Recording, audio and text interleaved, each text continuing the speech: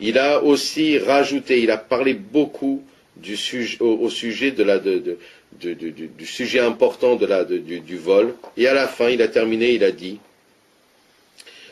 que le vol, il provenait du pays d'où venaient ces gens qui montaient, c'est-à-dire de France. C'est-à-dire que le vol, il vient de France aussi. C'est-à-dire que pourquoi il leur a fait cette leçon de morale? Parce que, en fait, en France, on a peut-être l'habitude de se laisser aller à des petits problèmes. Alors, il va le dire, c'est ça qui est intéressant. Car asur l'ixol migoy, car il est interdit de voler un goy. Mais taoud goy, s'il y a eu une erreur du goy, moutar, c'est permis. D'accord? C'est ce qui a marqué dans le Shulchan Aruch. Tu n'as pas le droit de voler un goy, mais s'il a fait une erreur, le goy, la banque s'est trompée, dis rien. La banque s'est trompée, ici. Dis rien.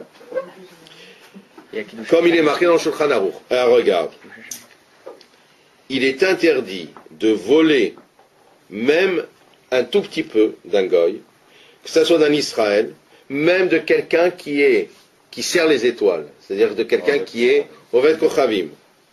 Et ainsi, on pourrait dire qu'il est interdit de tromper les goyim. Interdit de tromper les goyim. Mais si le goy s'est trompé de lui-même, charé, c'est permis.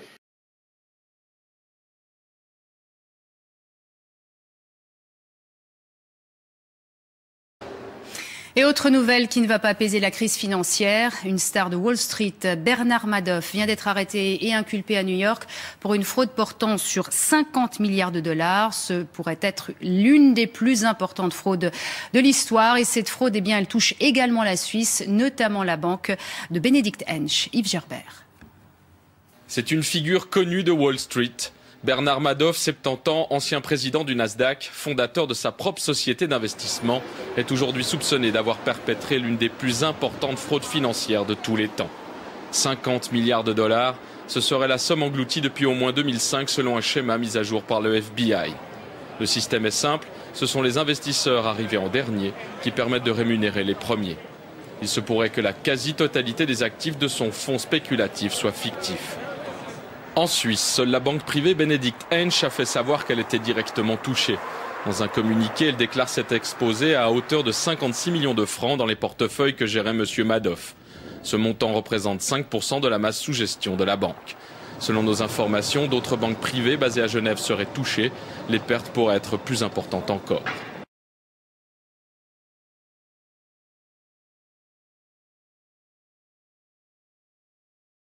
Écoutez, nous sommes dans une manifestation ici qui est organisée par le Cercle Léon Blum. Et François a dit justement tout à l'heure, Léon Blum, oui, il est le nom de notre cercle, mais il est aussi un homme qui a agi au nom d'un parti. Si moi j'ai adhéré au Parti Socialiste, moi qui suis juif aussi, français, socialiste, c'est en pensant à Léon Blum aussi, celui du Front Populaire, mais aussi celui des souvenirs sur l'affaire Dreyfus. Et il faut s'interroger, que ferait Léon Blum aujourd'hui? Et quelles ont été les causes pour lesquelles il s'est battu?